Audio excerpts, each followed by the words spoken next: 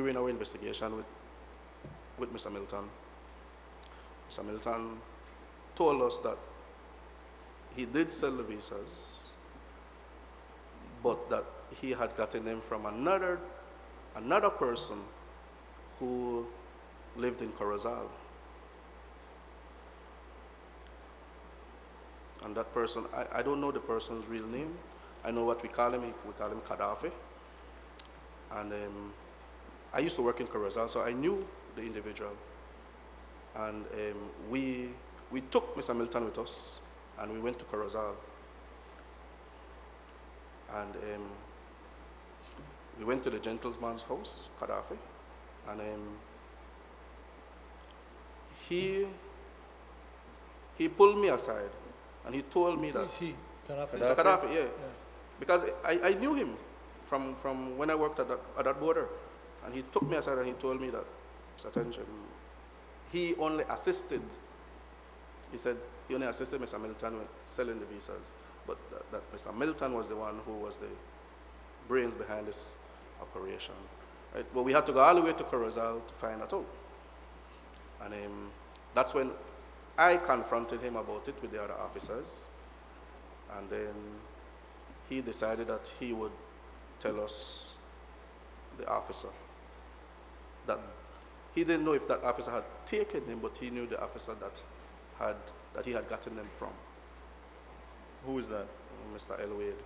Mr. Elwade? Yeah. He also made a phone call later that week, like 4 days later. It's Lindsay Wade, right? Yeah. 4 days later, where he. Who made this phone call? Mr. Milton. To the office in Western Border, where we had all supervisors in that office on a speaker, on a speakerphone, and he again told us the same name that he had gotten the visas from. We were trying to find out who was the officers who had, because we knew there were more officers involved, right?